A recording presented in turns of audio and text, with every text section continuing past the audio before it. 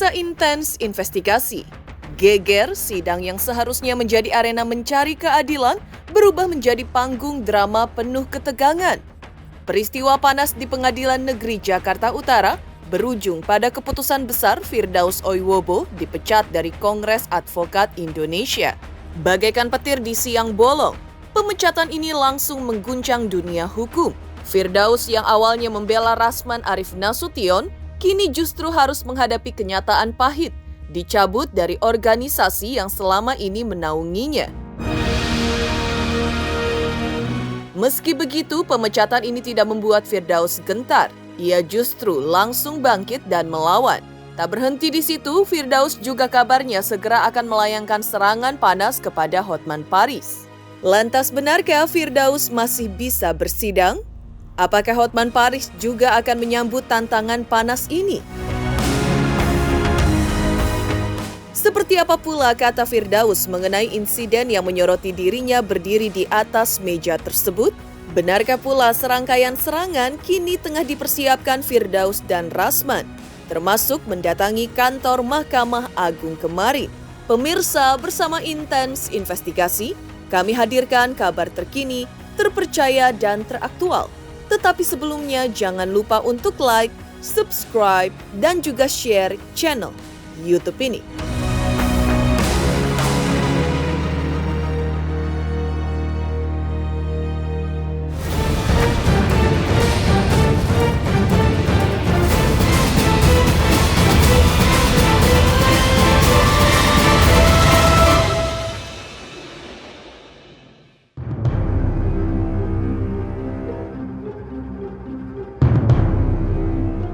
Senin siang yang penuh dengan ketegangan, Rasman Arif Nasution dan Firdaus Oiwobo datang ke Mahkamah Agung dengan membawa satu misi besar, meminta pergantian hakim di Pengadilan Negeri Jakarta Utara.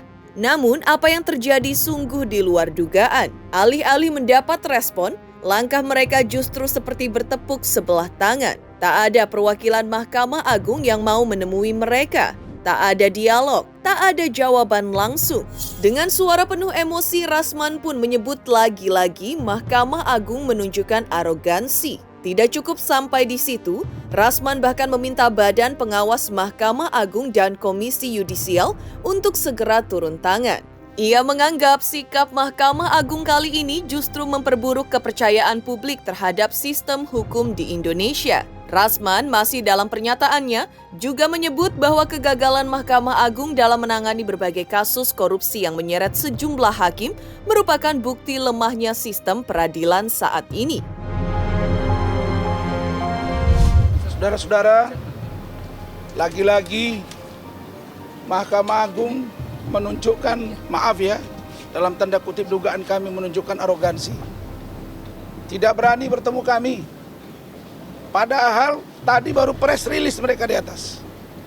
Ya, juru bicara Mahkamah Agung, Ketua Ikatan Hakim Indonesia, tidak berani bertemu. Tapi ada Pak Roni Purba tadi dan Ibu di sana yang menjamin surat ini akan sampai. Tapi yang paling penting mereka sudah mengetahui. Ya Pak ya, sudah tahu di atas ya. Sudah. Jadi dalam poin ini kami keberatan dengan rilis atau pernyataan sikap dari Mahkamah Agung. Masa Anda buat rilis pernyataan tapi tidak pernah tanya kami? Boleh dong kita koordinasi, panggil kita, periksa secara fair. Di mana ada Badan Pengawas Mahkamah Agung, perintahkan Badan Pengawas Mahkamah Agung untuk panggil kami. Badan Peradilan Umum, ada KY, atau dengar pendapat di DPR. Boleh dong, walaupun ini lembaga yudikatif. Tapi mereka tidak berani. Nah, tolong surat-surat kami tadi di situ lengkap flash disknya. Dan itu sudah kita sampaikan. Kami tetap berpendirian agar hakim diganti dan anggota majelis juga diganti. Kenapa? Karena kami sudah tidak yakin. Tapi kalau seperti ini juga dari Mahkamah Agung sampai ke bawah, Ronald Tanur, Zarub, ya Ketua PN, mantan Ketua PN Surabaya, ada kasus Ketua PT UN Medan dulu, Gubernur Sumut, dan lain-lain tidak menjadi koreksi bagi Mahkamah Agung, maka bahaya negara ini.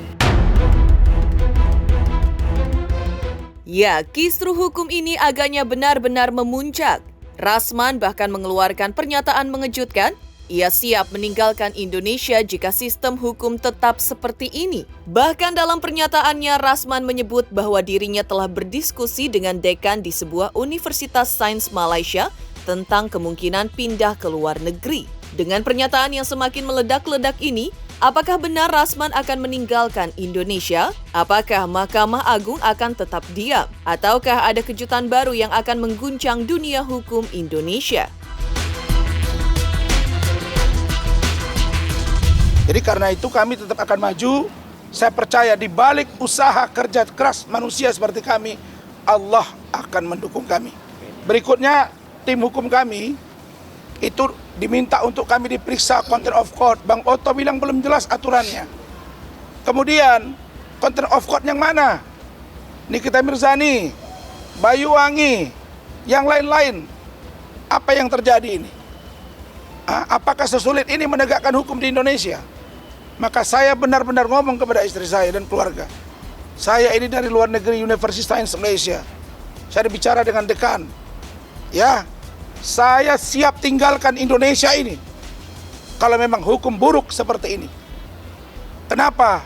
Karena saya malu kita disuruh mencari kebenaran material di persidangan, tapi kita dihambat. Masa dirilisnya disebut, adapun terkait dengan tertutupnya persidangan karena ada di situ dugaan asusila. Susila yang mana ini? Ini hanya masalah pembicaraan chattingan, bos. Gak ada film porno, gak ada foto porno di situ. Kita janji. Ini hanya kita mau lihat keterbukaan bahwa ada dugaan pelecehan. Gak ada di situ foto A, foto B yang akan ditayang, tidak ada. Tapi ada chattingan, ada pembicaraan, ada saksi.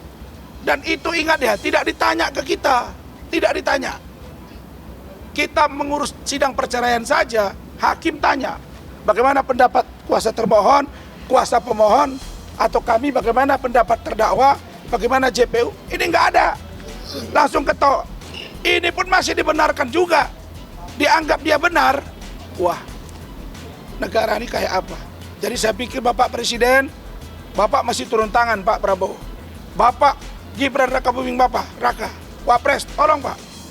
Ini sudah sangat serius. Sudah saya bilang, saya wallahi wabillahi watallahi menerima kuasa dari iklim hakim. Putri Rima Kemilia ada saksinya. Bisa-bisanya dia bilang tidak, dan penyidik percaya dengan itu.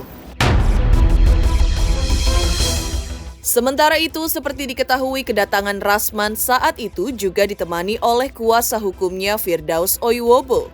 Firdaus bercerita sidang yang harusnya menjadi ajang mencari keadilan berubah jadi ajang adu kekuatan. Firdaus pun mengungkap berjalannya sidang diibaratkannya bak kejatuhan durian busuk. Bukan durian runtuh yang membawa keberuntungan, melainkan durian busuk yang menyebarkan bau busuk ke seluruh ruang sidang. Cerita Firdaus, hakimlah yang menyebabkan kekisruhan ini terjadi. Ia merasa tidak dihargai, dan komunikasi dengan hakim berubah menjadi bencana. Lalu puncaknya saat kliennya Rasman hendak membisikkan sesuatu kepada Hotman Paris, namun tiba-tiba pegawai pengadilan bertindak bak pasukan perang. Situasi berubah menjadi kacau balau. Firdaus yang panik refleks berdiri, namun entah bagaimana ia justru melompat ke atas meja. Sidang yang seharusnya menjadi tempat mencari keadilan berubah jadi medan pertempuran. Kekacauan ini membuat Firdaus akhirnya dikeluarkan dari Kongres Advokat Indonesia. Awal mula keributan ini benar kata ibu ini. Jadi awalnya itu kami sidang dengan baik dan tertib. Jujur saya bagaikan kejatuhan durian busuk saya. Ketika pertama kali sidang dibuka oleh Bu Hakim, beliau memanggil klien kami dengan kata, Rasman, sini kamu. Kau sini Rasman. Akhirnya saya protes. Maaf yang mulia, Saudara Rasman Arief Nasution, klien kami bergelar doktor. Tolong panggil doktornya. Tidak usah apa segala itu. Kamu tidak usah membantah bla bla bla bla bla. Saya bagaikan kejatuhan durian runtuh. Saya pikir seorang wanita lebih halus daripada laki-laki. Tahu-tahu nih lebih parah bahasanya. Mulai dari situlah kami mulai komunikasi. Miskomunikasi. Makanya saya bilang tadi sini, berawal dari hakim semua kegaduhan ini, bukan dari kami. Lalu terakhir, Bang Rasman di sidang keempat, beliau ingin membisikkan sesuatu kepada Bang Hotman, tetapi pegawai pengadilan euforia, mendorong dan mencekik klien kami, menganiaya. Lalu ditambahkan lagi dengan datangnya segerombolan jaksa. Saya bilang segerombolan jaksa dengan berteriak-teriak ribut. Ya, saya sebagai kuasa hukum Bang Rasman kaget, panik. Ketika itu saya sedang siap-siap mau berdiri. Akhirnya saya di atas meja kaget. Ditegur oleh jaksa, saya turun. Karena spontan. Saya naiknya aja bagaimana saya nggak paham. Tapi itu sifatnya spontan. Usai didepak dari KAI, Firdaus justru tampil makin berani. Ia langsung mendapat tawaran dari 3 organisasi advokat sekaligus. Firdaus pun tak tinggal diam menghadapi Hotman Paris. Ia menuding Hotman telah menyebarkan hoaks dan fitnah. Selain itu, ia pun menantang Hotman untuk melakukan tantangan debat terbuka. Lantas benarkah Firdaus masih bisa berkarir sebagai pengacara? Apakah Hotman Paris akan menyambut tantangannya? Jangan lewatkan babak baru perseteruan ini. Hari ini kita membuktikan bahwa proses peradilan di negeri ini sangat bobrok sekali, ya. Di mana ketika kita ingin mengorek permasalahan yang sangat melanggar kesusilaan, tetapi kasus itu dialihkan ke masalah yang lain, yang remeh-temeh. Bahkan kasus remeh-temeh tentang saya naik meja secara nggak sengaja, sampai digoreng dan sehingga saya diberhentikan di Kongres Advokat Indonesia. Jam 8 malam saya diberhentikan di Kongres Advokat Indonesia. Jam 5 subuh saya sudah ditelepon oleh 3 organisasi advokat. Di antaranya Peradi Perjuangan, Peradi WPI dan lain-lainnya. Sampai jam 9 tadi banyak yang telepon organisasi advokat mengajak saya bergabung. Dan mereka bilang, "Tolong Bang, masuk di sini, ini posisi Abang. Ini posisi Abang." Akhirnya karena Feradi WPI yang menghubungi saya dengan sungguh-sungguh dan memberikan jabatan saya sebagai ketua DPD Banten di Feradi WPI, akhirnya saya terima. Dan hari ini saya resmi menjadi anggota Feradi WPI. Tentang hoak-hoak yang disebarkan oleh Hotman Paris bahwa saya sudah tidak bisa bersidang, suruh belajar lagi ilmu hukum Hotman Paris. Ya, doktornya dari mana dia? Bicaranya ngaco, literasinya nggak jelas, artikulasinya nggak jelas. Suruh debat dengan saya di TV. Semua buka pasal-pasal. Hotman Paris, kau jangan banyak piknik. Kutantang kau debat di TV. Kutantang kau debat di TV. Dari mana dasarnya kau bilang aku nggak boleh bersidang di seluruh Indonesia? Jangan fitnah, ya. Jangan fitnah Hotman Paris. Ya, kau membuat ujaran kebencian dan menghasut orang agar membenci saya. Ya, nanti akan saya buat perhitungan sama kau. Dan untuk Kongres Advokat Indonesia, khususnya Ketua Umum, saya terima kasih selama ini telah mempercayai saya sebagai anggota Kongres Advokat Indonesia sudah 9 tahun. Untuk jajaran pengurus juga saya minta terima kasih dan minta maaf. Jadi itu aja, masalah tindakan-tindakan lain nanti akan saya perhitungkan khususnya kepada Hotman Paris. Sementara itu, di tengah kehebohan dipecatnya Firdaus dari organisasi yang menaunginya, hal ini juga mendapatkan tanggapan Otto Hasibuan. Lantas, apa kata Ketua Perhimpunan Advokat Indonesia Peradi mengenai dipecatnya Firdaus? Selamat untuk intens investigasi karena sudah mencapai 3 juta subscribers di YouTube. Sukses selalu dan all the best.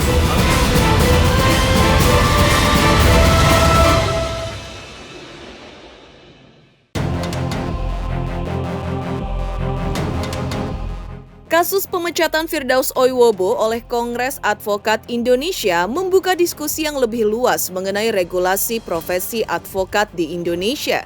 Aksi Firdaus yang naik ke atas meja di ruang sidang mungkin menjadi pemicu keputusan KAI, tetapi pernyataan Ketua Perhimpunan Advokat Indonesia Peradi Otto Hasibuan justru menyoroti celah hukum yang lebih serius. Poin utama yang disampaikan Otto adalah pemecatan dari organisasi advokat tidak serta-merta menghentikan seseorang untuk tetap berpraktik sebagai pengacara. Hal ini disebabkan oleh kurangnya mekanisme hukum yang mengikat untuk menegakkan sanksi semacam itu. Dengan kata lain, seseorang yang telah dikeluarkan dari organisasi advokat masih bisa mendaftarkan sidang dan menggunakan kartu anggota lamanya tanpa adanya pengawasan ketat. Situasi ini berpotensi merusak integritas profesi advokat tanpa aturan yang lebih jelas dan sanksi yang efektif. Seorang advokat yang telah dianggap melanggar etika bisa saja terus menjalankan praktik hukum. Hal ini tidak hanya merugikan dunia hukum, tetapi juga bisa menurunkan kepercayaan masyarakat terhadap profesi advokat. Kalau aturan umumnya dalam dunia profesi advokat dimanapun, ya kan? Karena organisasi advokat itu kan dibuat berdasarkan undang-undang advokat. Oleh karena itu, seperti kita beradi umpamanya, itu ada mandat untuk membentuk Dewan Kehormatan. Ada juga mandat membentuk komisi pengawas. Dewan Kehormatan itu bertugas mengadili atau memeriksa suatu perkara kode etik yang dilaporkan kepada dia. Jadi dia hanya bisa memeriksa apabila ada pengaduan.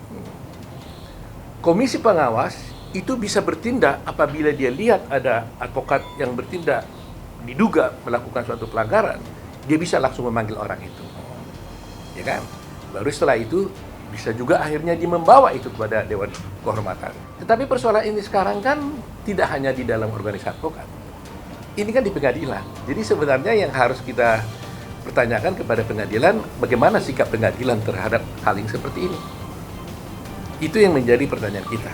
Nah, ini mungkin terjadi akibat daripada terus terang aja soal perpecahan-perpecahan advokat ini, sehingga banyaknya advokat-advokat yang ada sekarang yang menimbulkan ketidakpastian terhadap penegakan hukum terhadap pelanggaran-pelanggaran seperti ini. Dulu yang boleh mengajukan penyumpahan itu hanya peradi. Nah, sekarang yang boleh mengajukan penyumpahan seluruh advokat. Nah, seandainya lah ada yang melanggar seperti menghina pengadilan, oleh organisasinya itu dicabut izinnya umpamanya, kemudian orang ini pindah ke organisasi advokat yang lain, kan nggak bisa diapa-apain juga, tetap dia bisa beracara.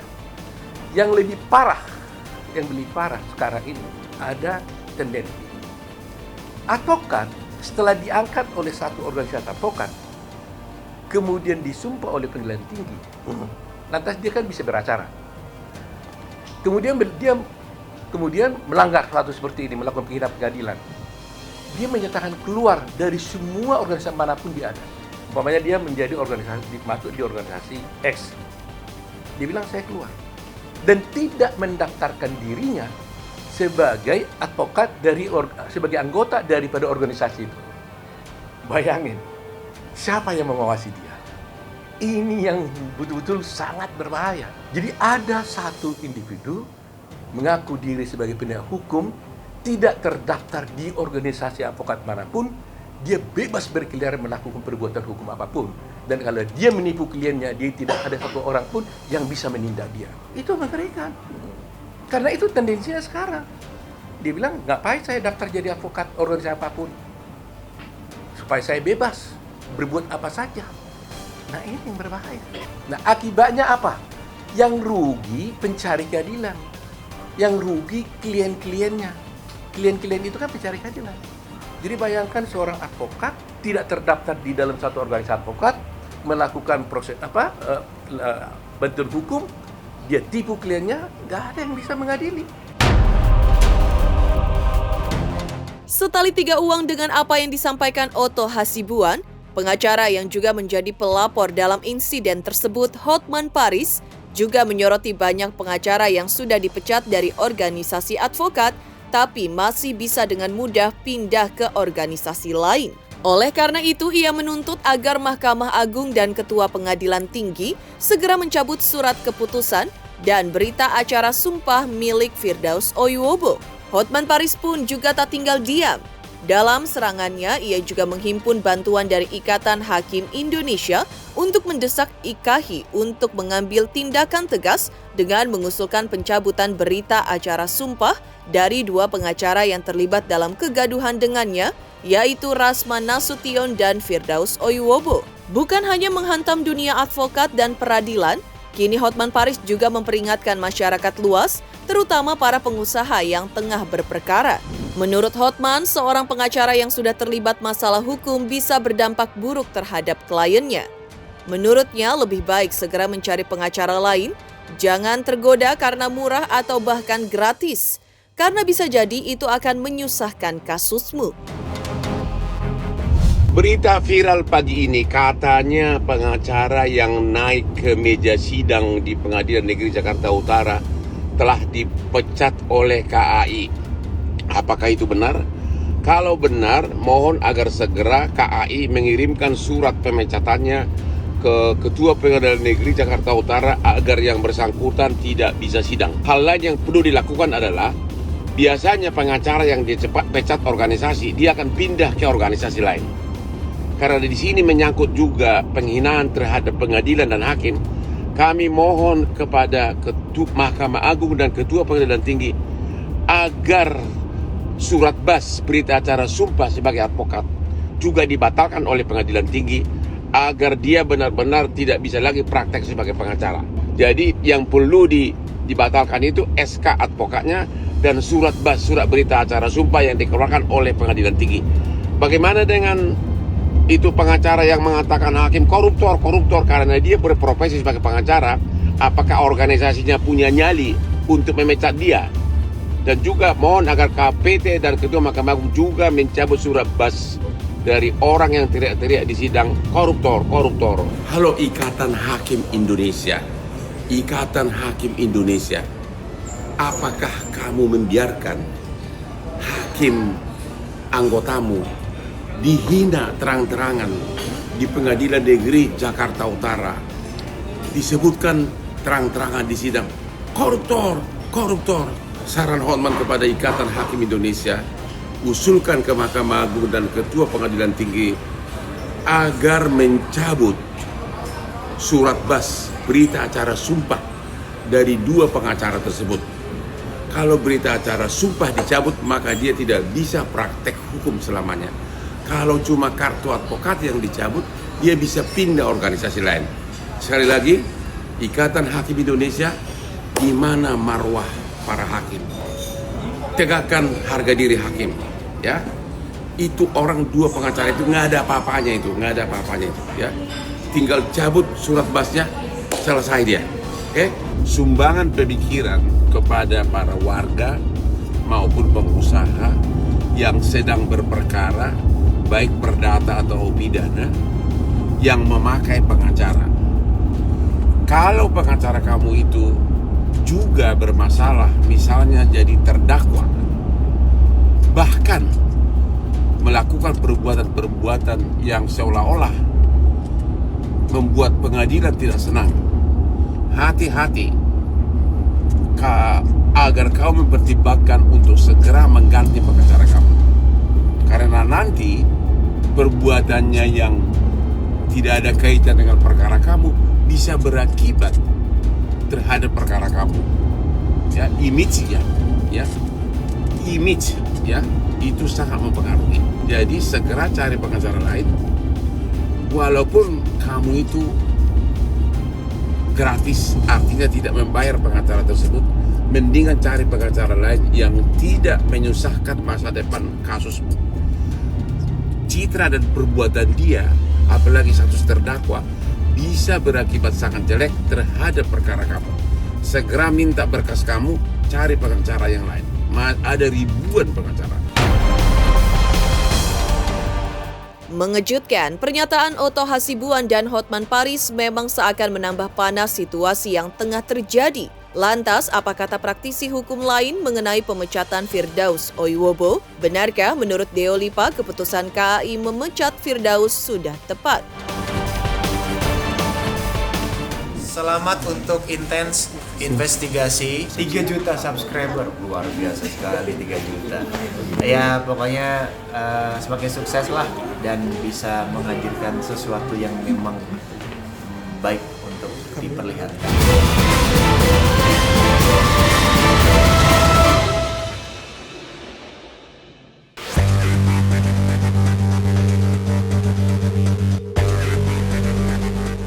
Kisruh yang melibatkan Firdaus Oiwobo kini memasuki babak baru yang semakin memanas. Setelah resmi dipecat oleh Kongres Advokat Indonesia, kini sorotan tajam datang dari berbagai pihak. Salah satu yang ikut angkat bicara adalah praktisi hukum Deoli Payumara yang dengan tegas mendukung pemecatan Firdaus. Dalam pernyataan terbarunya, Deolipa menyebut bahwa langkah KAI sudah tepat, bahkan harus lebih jauh lagi. Baginya tidak cukup hanya dengan pemecatan, Firdaus harus benar-benar kehilangan status dan posisinya sebagai pengacara. Deolipa juga memberikan peringatan keras kepada organisasi advokat lain. Jika ada yang berani menerima Firdaus setelah dipecat, maka organisasi tersebut harus ikut disorot dan dipertanyakan.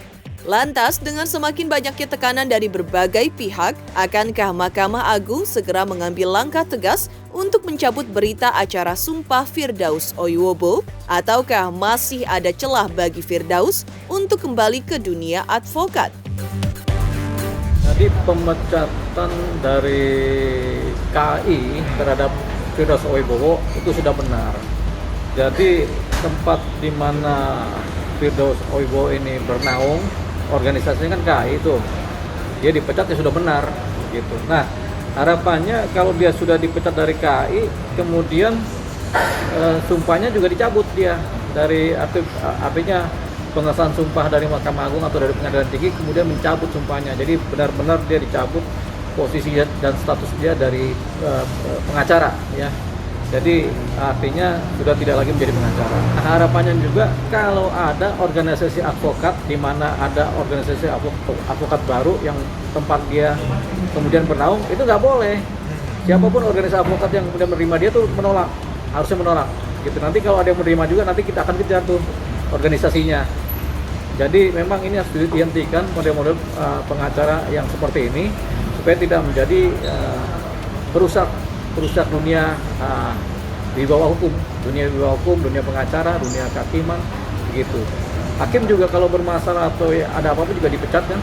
Jaksa juga kalau ada bermasalah apa-apa kan dipecat. Pengacara juga dipecat, begitu. Jadi saya minta nanti sudah benar KAI memecat, tinggal nanti sumpahnya dicabut atau dihentikan oleh Mahkamah Agung, oleh Pengadilan Tinggi.